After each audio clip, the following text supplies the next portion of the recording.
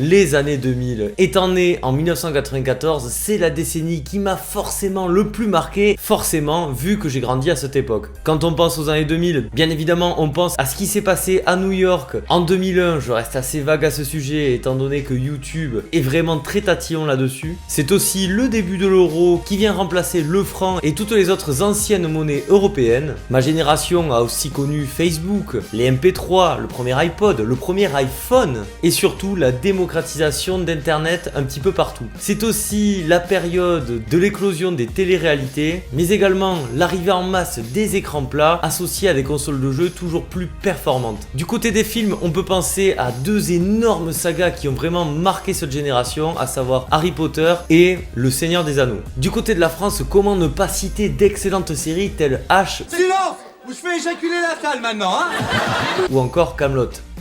Psychologique. Non, psychologique, c'est tout ce qu'il y a à la campagne, non? Bref, vous l'aurez compris, j'adore les années 2000. Bien évidemment, c'est subjectif, tout dépendra de votre âge. Bon, et d'un point de vue automobile, alors qu'est-ce que ça donnait? Personnellement, avec les années 90, c'est ma décennie préférée. À travers cette vidéo, on va donc revenir sur cette époque bénie où les constructeurs prenaient beaucoup plus de risques en termes de design ou d'innovation, selon moi. D'ailleurs, sachez que dans cette sélection se cache mon futur daily qui sera dévoilé en avant-première sur Instagram et sur TikTok. N'hésitez pas à y jeter un coup d'œil si jamais vous êtes abonné à mon compte. Vous connaissez mon affection pour Audi.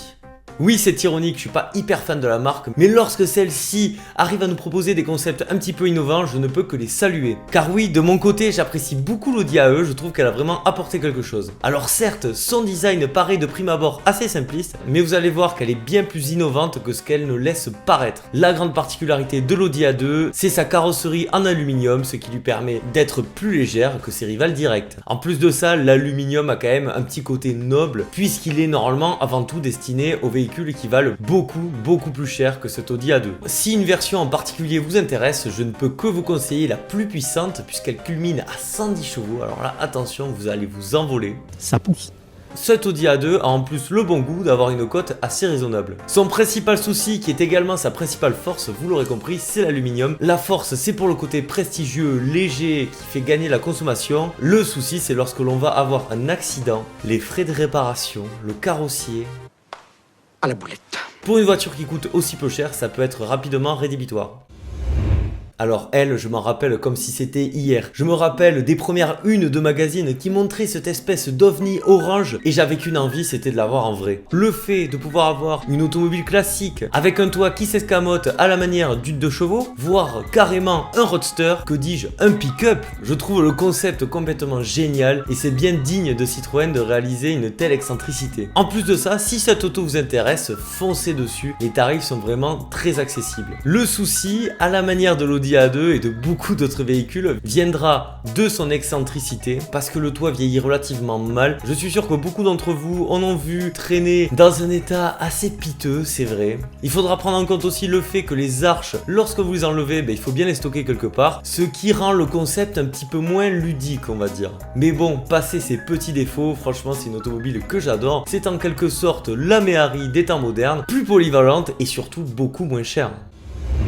En parlant des voitures les plus originales des années 2000, comment ne pas parler de la dernière grande berline Citroën? Avec la C6, Citroën renoue avec son ADN et on peut dire que le résultat est plus que convaincant. Sûrement la voiture la plus belle de cette sélection, elle a pour moi une allure folle et en plus de ça, complètement unique. À l'intérieur, ça se gâte un peu avec une planche de bord moins inspirée et surtout truffée de boutons. On reconnaît l'affiliation avec la Peugeot 407, c'est pas luxe. Si l'auto est disponible en V6 essence, la version la plus recommandable sera le 2,7 litres V6 HDI qui délivre la coquette somme de 208 chevaux. A l'inverse de la XM dont les cours sont aujourd'hui au plus bas, la Citroën C6 a toujours gardé une certaine cote. En revanche, son principal défaut viendra de sa fiabilité qui est, on peut le dire, assez catastrophique malheureusement. Oh merde! Oh, c'est con ça! À la fois coupé et cabriolet, la Copen, contraction de compact et open, est tout simplement le plus petit coupé cabriolet au monde. Longue de 3,39 m, elle est ce que l'on appelle une K-car et c'est très rare que ces autos soient homologuées en France. En plus de ça, elle se montre relativement fiable puisqu'elle est équipée du 1,3 litre de 87 chevaux issu de la Toyota Yaris. Avec 850 kg sur la balance, ça permet d'offrir des sensations juste inimitables. Son design est, quant à lui, je pense que vous serez d'accord avec moi, assez magnifique. Si vous souhaitez en acquérir une, foncez tant qu'il est encore temps, puisqu'il y en a de moins en moins disponibles à la vente. Le moteur rotatif. Dans les années 60-70, beaucoup de constructeurs s'y intéressent, mais un seul constructeur sera assez fou pour continuer à essayer de développer ce moteur durant des décennies, et il s'agit de Mazda. Au final, ils auront bien fait de persister, puisqu'en 1991, ils remporteront les 24 heures du Mans avec ce moteur. Ce moteur rotatif nommé Wankel, en l'hommage à l'ingénieur allemand qui l'a conçu, sera proposé pour la dernière fois dans un véhicule de série, donc dans cette Mazda RX-8. C'est un moteur pétri de qualité, déjà sa zone rouge est atteinte à 9500 tours minute, je sais pas si vous vous rendez compte, c'est juste n'importe quoi. La sonorité est juste génialissime.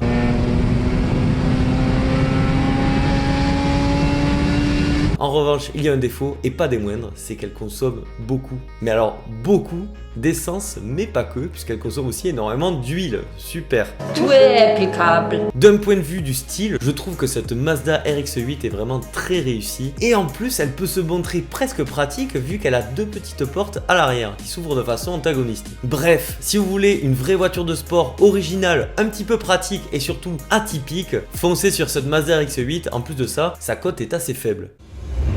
La 206cc, c'est tout d'abord un concept car nommé Vainqueur qui deviendra réalité en 2000. Bon, est-ce que je dois vraiment vous présenter cette auto? C'est sûrement l'une des plus emblématiques de cette décennie. Avec la 206cc, vous avez une auto au look très sympa, que ce soit en coupé ou en cabriolet, dotée de moteur essence éprouvé et fiable, que ce soit le 1,6 litre essence 210 chevaux ou le 2 litres 16 valves de 136 chevaux. En ce moment, elle s'échange pour une bouchée de pain, donc si vous voulez céder à la tentation, c'est maintenant. Étant donné qu'elle a fait un carton commercial, il y a énormément d'offres sur le marché, donc n'hésitez pas à prendre votre temps. De mon côté, si je devais en garder qu'une, ça serait une 206cc vert Roland Garros, équipée du 2 litres 16 valves de 136 chevaux, que l'on retrouvait aussi sur la 206 SE16. Je trouve qu'il y a quand même pire comme choix. Pour moins de 5000 €, vous en avez une impeccable.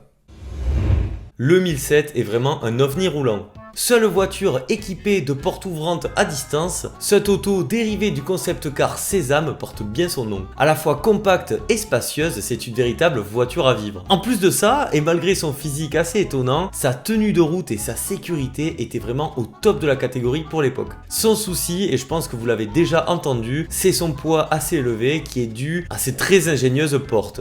Un 1007 va peser en moyenne 1200 kg, c'est quand même assez gaillard. De ce fait, ça pénalise les performances, mais également la consommation. Si néanmoins vous avez l'esprit aventureux, je peux vous conseiller la version essence la plus puissante, à savoir la 1,6 litre essence 210 chevaux, qui est la même motorisation que sur la 206cc, soit dit en passant. Là ici, en termes de performance, ça sera bien suffisant.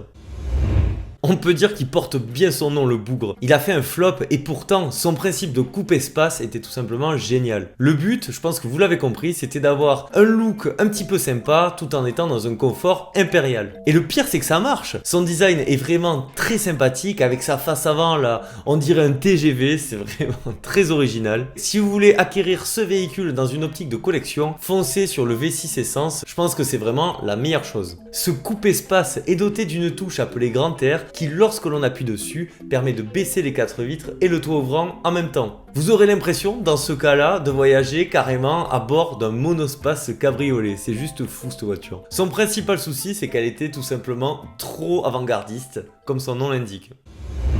Au début des années 2000, Smart est vraiment en forme. Il faut dire que sa petite voiture iconique fait un véritable carton. Dans un souci de diversification, la marque va proposer dès 2002 ce Smart Roadster, mais également le Smart Roadster coupé. En termes de look, c'est magnifique autant qu'original, et puis quelle allure quand même.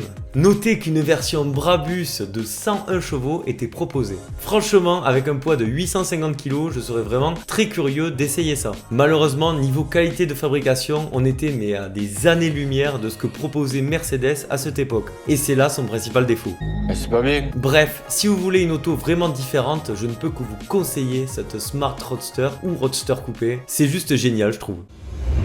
On a tendance à l'oublier, et pourtant c'est bien elle la toute première Tesla commercialisée. Sortie en 2008, elle apparaît comme un véritable ovni avec ses batteries en lithium et son poids alourdi de 450 kg par rapport à une Lotus Elise dont elle reprend beaucoup d'éléments. Et pourtant, cette Tesla Roadster propose des performances et un agrément de conduite juste au top. Cette première vraie sportive électrique atteint le 0 à 100 en 3 secondes 9. Bref, c'est du tout bon pour cette auto qui sera le premier véhicule d'une marque qu'on ne présente plus aujourd'hui. Cette Tesla Roadster, en plus d'être géniale, est un véritable morceau d'histoire. Bon alors les atmophiles, est-ce que cette sélection vous a plu? N'hésitez pas à me dire si vous êtes d'accord ou non avec ma sélection. De mon côté, lorsque j'avais rédigé mes notes, j'avais une liste de 21 modèles originaux. Donc aujourd'hui, je ne vous en ai présenté que 10. N'hésitez pas à me dire si ça peut vous intéresser que je vous présente les 11 restants. Et surtout n'oubliez pas, dans cette sélection se cache mon nouveau daily qui sera présenté, si tout va bien, vendredi prochain. Pensez au like, ça aide énormément,